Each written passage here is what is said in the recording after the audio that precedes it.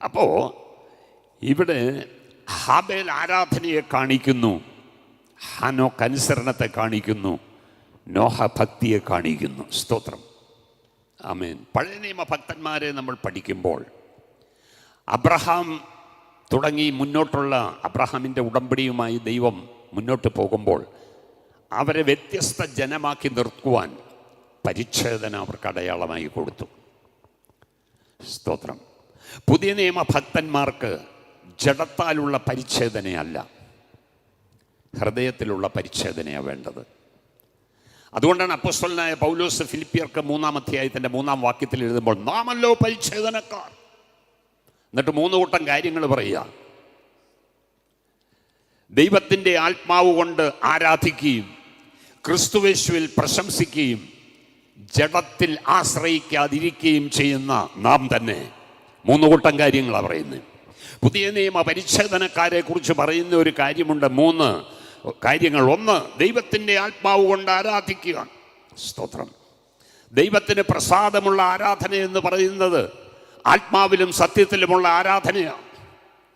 അത് തിരിച്ചറിഞ്ഞ് ആരാധിക്കുന്നവർ ഒന്ന് കരമുയർത്തി ദൈവത്തിന് സ്തോത്രം ചെയ്താട്ടെ. 2, ക്രിസ്തുയേശുവിൽ പ്രശംസിക്കുന്നവരെ. നമുക്ക് പ്രശംസിപ്പാൻ ഒന്നുമില്ല, എന്തെങ്കിലും പ്രശംസിക്കുന്നുണ്ടെങ്കിൽ അവൻ ജഡികനാണ്. സ്തോത്രം. ആത്മീകര് ജഡികരാകും. എല്ലാം തികഞ്ഞ കൊരിന്ത്യ സഭ, ഒരു കൃപാവരങ്ങളിലും കുറവില്ലാത്ത കൊരിന്ത്യ സഭ ജഡിക സഭയായി മാറി. എല്ലാം ഉണ്ടെന്നുള്ള ഭാവം ഒരിക്കലും നമുക്കുണ്ടാകരുത്. ഒരൊറ്റ നിമിഷം മതി ഇതെല്ലാം 0 ആകാൻ. Praise God. അപ്പോൾ നമുക്ക് പ്രശംസിപ്പാനൊന്നുമില്ല. പുതിയ നിയമത്തിൽ വരുമ്പോൾ സ്തോത്രം, യേശു ക്രിസ്തു കഴിഞ്ഞാൽ ഏറ്റവും തെളിഞ്ഞു നിൽക്കുന്ന വ്യക്തിത്വം പൗലോസാണ്.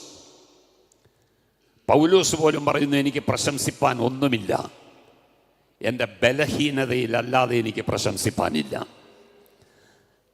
ദൈവമക്കളെ, സ്തോത്രം. ദൈവത്തെ മാറ്റി നിർത്തിയാൽ, ദൈവത്തിൻ്റെ പ്രസാദമില്ലാതെ നിന്നാൽ നമ്മളൊക്കെ വെറും 0യാണ്.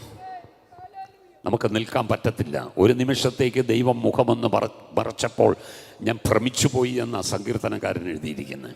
ഒരു നിമിഷം ഒന്ന് ദൈവം മുഖം മറച്ചതേ ഉള്ളൂ, ഞാൻ ഭ്രമിച്ചു പോയെന്ന്. പക്ഷെ നിന്റെ പ്രസാദത്താൽ നീ എൻ്റെ പർവ്വതത്തെ ഉറച്ചു നിൽക്കുമാറാക്കി. ഓരോ ദിവസവും ഉറപ്പാക്കണം, ഞാൻ ഈ ദൈവത്തെ പ്രസാദിപ്പിച്ചാണ് ജീവിക്കുന്നത്. ദൈവത്തെ പ്രസാദിപ്പിച്ചാണ് ജീവിക്കുന്നതെങ്കിൽ ഞാൻ പറയട്ടെ, നിന്നെ പർവ്വതത്തെ പോലെ ഉറപ്പിച്ച് നിർക്കുമാറാക്കുന്ന ഒരു ദൈവകൃപ വ്യാപരിക്കുന്നുണ്ടെന്ന് ഇന്ന് ഈ പ്രാരംഭ സമയത്തിൽ ദൈവാത്മാവ് വീണ്ടും ഓർപ്പിക്കുകയാണ്. കുലുക്കുന്ന വിഷയങ്ങൾ വന്നാലും കുലുങ്ങാതെ നിർത്തുന്ന ഒരു ദൈവമുണ്ട്. തളർത്തുന്ന വിഷയങ്ങൾ വന്നാലും തളരാതെ നിർത്തുന്ന ഒരു ദൈവമുണ്ട്. ഹല്ലേലൂയ. വീഴുവാൻ തക്കവണ്ണം ശത്രു തള്ളിയാലും വീഴാതെ വണ്ണം സൂക്ഷിക്കുന്ന ഒരു ദൈവമുണ്ട്. കരമുയർത്തി ദൈവത്തിനൊന്ന് സ്തോത്രം ചെയ്താട്ടെ.